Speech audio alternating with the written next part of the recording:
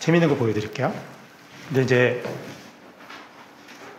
저희 아이가 2학년 때 집에서 이제 문해력이 중요하다고 저희 와이프가 비문학 문제집을 사갖고 온 거예요. 그 애한테 막 풀린 거죠. 저는 몰랐어요. 난 그런 거 하지 말라고 했는데 막 풀려서 되게 잘 푼대요. 막 맞는 거예요. 야, 너 역시 내 딸이야. 이러면서 제가 야, 이건 다 맞네. 근데 이제 문제가 생긴 거예요. 집에서 난리가 났어요. 이 문제를 애가 못 푼다고. 이 문제를 못 푼다고 해서 막 고민하는 적 보시죠. 근데 다른 문제를 잘 맞았어요. 그래서 어떻게 된 거지? 그래서 문제를 한번 보겠습니다. 이 밑줄 친 것에 대한 문제거든요. 가을에 산이나 밭둑에서 자그마한 고슴도치를 발견한다면 잘 살펴봐 주세요. 굵은 밤알이 들어있는 밤송이일 수도 있거든요. 이 밑줄 친 문장을 읽고 알맞게 이해한 친구에게 V 표시하라고 했어요. 그랬더니 얘가 처음에 이걸 고른 거예요. 고슴도치는 밤나무 아래 많이 사는 것 같아를 골랐어요. 그러니까 이제 애 엄마는 어떻게 이럴 수 있지? 놀란 거예요. 아니 이렇게 잘 맞았는데 어떻게 이런 일이 벌어지지? 그래서 이거 아닌데 그럼 이거 고슴도치가 밤송이 속에 들어있을 때가 맞나 봐. 눈치 보더니 아 이거 아니구나. 그럼 이거 이렇게 풀었다는 거예요. 아 그리고 이제 제가 깨달았어요. 그치 우리 애들이 문제집을 푼 결과물을 보면 잘하지. 동그라미가 맞지. 근데 그 맞은 것이 진짜 맞은 게 아닐 수도 있다는 거예요. 어떻게 푸냐? 찾기를 하죠. 국어 문제의 가장 큰 맹점이 뭐냐면 문제에서 묻는 내용을 가서 찾으면 있어요. 그러니까 찾아서 푸는 문제가 태반이에요. 근데 고1, 고2 국어 모의고사에서도 조금 쉬운 모의고사들은 거의 찾으면 해결돼요. 그래서 대부분 시력으로 푼다고 애들이 얘기해요. 그러면 찾아서 잘 맞은 결과물은 결국엔 어떻게 될까요? 무너지게 되어 있어요. 진짜 이해를 해야 되는구나. 찾기를 넘어선 애가 진짜 이걸 알아먹었나? 아닌가? 이걸 확인해야 되겠죠. 그러니까 제일 답답한 게 이런 거잖아요. 책을 애가 되게 좋아하고 책을 많이 읽었다고 자랑스럽게 어머님들도 생각하실 거고 그런데 막상 우리 아이가 진짜 책을 잘 읽고 있나? 점검은 안 되는 거죠. 수학은 문제를 풀고 맞은 거 못 맞은 걸로 알아요. 그래서 엄마들이 채점만 해줘도 아 얘가 잘하고 있고 못하고 있구나를 알아요. 근데 국어는 그게 안 돼요. 맞았는데 내용을 잘 이해해서 맞은 건지 아니면 그 문제에서 묻는 걸 그냥 문장을 가서 찾아서 맞은 건지 우리 아이는 어땠을까요? 다 찾아서 풀고 있었어요. 그래서 하지 마라. 그래서 일주일에 한 번씩 저랑 이제 수업을 하기 시작했죠. 엄청 싫어했습니다. 엄청 싫어했어요. 어떻게 했냐면 이렇게 했어요. 자, 문장 하나 읽어요. 멈추고 지금까지 무슨 얘기했지? 또 다음 문장 읽고 그래 그래서 지금까지 어떤 얘기가 나온 거야. 근데 이것만 하고 이 질문만 계속 던져주니까 애가 알아먹더라고요. 왜냐하면 답을 못한다는 건 자기가 잘 이해 못한 거잖아요. 그래서 다시 보게 되고 다시 보게 되고 동화책을 읽는데도 이런 식으로 같이 읽으니까 되게 싫어하더라고요. 중간에 멈추고 자 지금까지 어떤 얘기야. 누가 어땠대.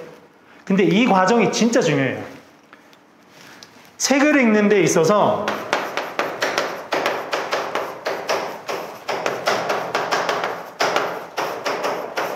글을 읽다가 멈추고 앞의 내용과 연결해서 이해하는 과정이 없으면 그 글 이해 못한 거예요. 그러니까 이해라는 게 결국 이거거든요. 지금까지 있었던 내용과 앞으로 펼쳐질 내용을 계속 조합해가면서 읽어나가는 거란 말이죠. 근데 계속 달리는 거죠. 그냥 막 읽어요. 지금 저희 중학교 1학년 학생 중에 한 명도 속독을 배웠대요. 심각합니다. 정말 심각해요. 그러니까 왜 그걸 하게 되었는지는 저는 모르겠으나 왜 그렇게 배웠을까? 그러니까 읽다가 멈추고 지금까지 한 얘기가 뭔지 정돈하고 다음으로 나가고 이 과정이 돼야 되는데 그게 안 돼요. 그게 안 돼서 고등학교 가서도 힘든 거예요. 그래서 제가 고등학교 3학년 애들 수업 주로 하거든요. 3학년 애들하고 수업하면서 첫 시간에 딱 이걸 적어줘요. 우리가 해야 될 행동이 이거야. 멈추고 나누고 연결하기. 읽다가 멈추고 지금까지 이해 안 되면 문장을 나누고 그걸 다시 연결해보고.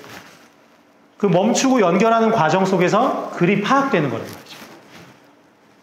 그래서 한번 잘 와닿지 않으시니까 한번 보시죠.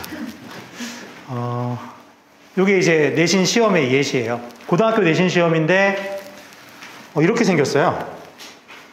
이 5개가 다 처음 보는 시예요. 근데 윗글에 나온 시와 유사한 내용, 이게 내신 시험 예시입니다. 그 본문의 시험 범위에 있는 시의 표현법과 유사한 것을 골라라. 이게 이제 외부 지문이라고 하는 거예요. 그러니까 이거 능력 평가예요. 지식을 평가하지 않는 거예요. 근데 이런 시험 문제를 중학교에서 내고 있어요. 중3 보니까. 애들이 처음 보는 시조를 갖다 놓고 문제를 풀게 요구해요. 이게 소설 문제인데 보기를 주고 해석하라고 하는데 이 보기는 처음 보는 소설이에요. 내신 시험인데. 서술형은 말할 거 없이 애들을 까다롭게 만드는 유형이죠. 그래서 시험 범위에 있는 내용을 달달 외우고 그거 지식을 넣는 것만으로는 시험을 잘 볼 수 없어요. 고등학교 가서. 결국 능력, 해석하는 능력, 스스로 해내는 능력. 그래서 수능 공부를 하는 것이 되게 중요하다. 그래서 공부를 잘 안 하고 내신을 열심히 하지 않는데도 시험을 잘 본 애들이 있어요. 국어는. 가지고 있는 능력 때문에. 텍스트를 해석하는 능력 때문에. 그거를 길러주고 싶은 거죠. 어머님들도 그러실 거고 저희도 그런 거에 좀 큰 뜻을 두고 있습니다. 아, 국어 잘하는 애. 그걸 스스로 해낼 수 있는 능력을 가진 아이. 자료집 11쪽으로 한번 펴보시고요.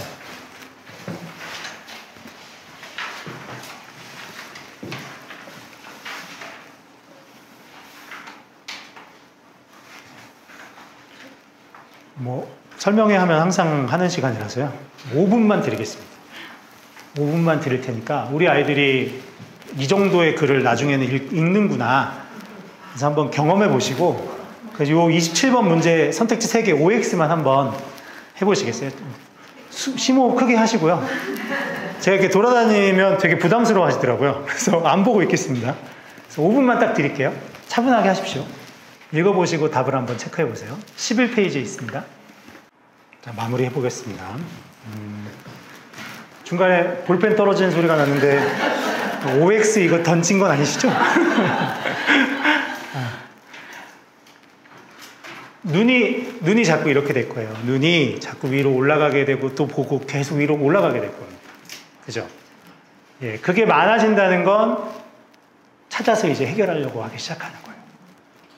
그러니까 글의 내용이 온전히 와닿지 않아서 알아먹지 못하니까 계속 다시 가게 됩니다.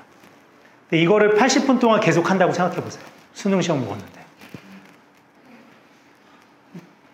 그러니까 시간이 오래 걸리는 이유는 이거에서 이 내용을 읽는데 시간 투자를 충분히 하고 넘어가야 되는데 시간이 부족하니까 이건 빨리 읽고 빨리 해결하려는 거예요. 그러니까 계속 왔다 갔다 하는 겁니다. 일단 배경 지식이 필요할까요? 이걸 읽는데 배경 지식이 반드시 있어야 할까요? 반드시 있어야 할 필요는 없습니다. 있으면 도움이 많이 되겠죠.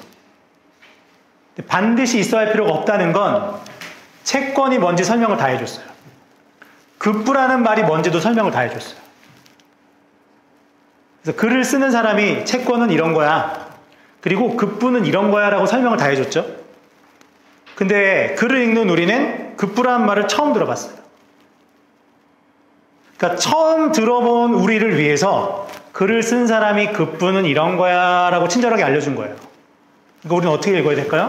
급부라는 말이 나올 때마다 아, 이게 이런 뜻이었지라고 계속 연결해서 읽어야 돼요. 즉, 이 특정 행위를 급부라고 한다고 했어요. 근데 이 특정 행위는 어떤 행위냐면 다른 사람에게 어떤 행위를 요구하는 거예요. 다른 사람에게 어떤 행위를 요구하는 게 결국에는 채권인 거고 그 권리를 갖는 게 그 행위 자체가 급부예요. 그래서 채권을 가진 사람은 급부를 요구하는 거예요. 이렇게 설명이 되는 거죠. 이걸 한 3-4번 반복하잖아요. 채권을 가진 사람은 다른 사람에게 급부를 요구하는 거예요. 요구할 권리가 생겨요. 반복하다 보면 급부가 뭔지 알게 돼요. 그러니까 지금 말씀드린 거 반복하다 보면 이해가 돼요. 그러니까 어떤 특별한 절차를 따로 요구하는 게 아니라 반복해서 보면 된다고. 그러니까 읽는 과정에서 반복해서 올라가서 봤어야 된다는 거예요. 문제를 만났을 때 가는 게 아니라. 정답은 궁금하실 텐데 3번만 오고 다 X예요. 4번도 X고 5번도 X예요. 그래서 설명을 잠깐 해드릴게요. 기억은 여기 한번 천천히 읽어보겠습니다. 기차 탑승을 위해 미리 돈을 지불하고 승차권을 구입하는 것을 기차 승차권을 예약했다고도 하지만 이 경우는 중요한 말입니다. 예약에 해당하지 않는 계약이다. 그러니까 기억은 예약이 아닌 계약이에요. 그래서 계약에는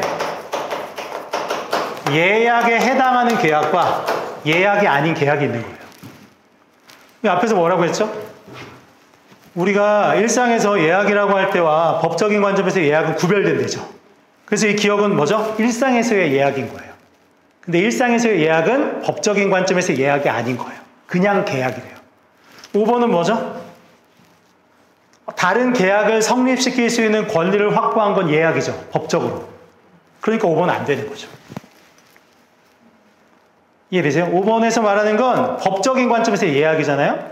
근데 기억은 법적인 관점에서는 예약에 해당하지 않는 그냥 계약이에요. 법적인 관점에서 예약은 뭐냐? 당사자들이 합의한 내용대로 권리가 발생하는 계약의 일종이다. 법적에서의 예약, 법적으로 예약도 계약의 하나이고요. 재화나 서비스 제공을 급부 내용으로 하는 다른 계약인 이거죠. 본 계약을 성립시킬 권리를 발생시켜요. 예약을 하면 진짜 계약을 성립시킬 권리가 생기는 거예요. 그래서 이 글이요, 놀랍게도 여기에 그 내용이 있어요. 여기를 한번 천천히 보시면 급부는 재화나 서비스 제공인 경우가 많지만 그 외의 내용일 수도 있다. 그래서 그 외의 내용을 설명한 거예요. 그래서 서비스 제공해줘, 돈 줘, 재화 줘 이게 아니라 그 외의 내용, 본 계약 성립시켜줘가 급부일 수도 있다는 거죠. 예약을 하면 진짜 본 계약을 성립시킬 권리가 생기더라. 그래서 3번이 답이었어요.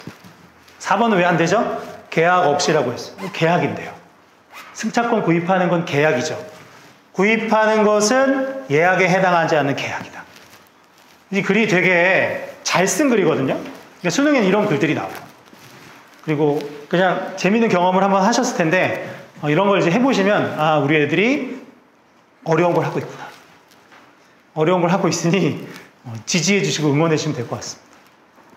참고 삼아서 같이 봤고요. 이거는 꼭 필요하지 않은 얘기 같고, 네. 내신 국어와 이런 것들은 중학생이니까 아직 뭐 크게 중요치는 않을 것 같습니다. 근데 저희가 이제 학원이 제가 이 지역에서 수업을 2006년부터 시작해서요. 2008년에 숫자 이름으로 학원을 시작했고, 그리고 지금 15년, 16년째 되는 것 같습니다. 그리고 이제 학원이 잘 못 들어보셨을 수도 있지만, 이제 고등학생들은 꽤 많이 다녀요.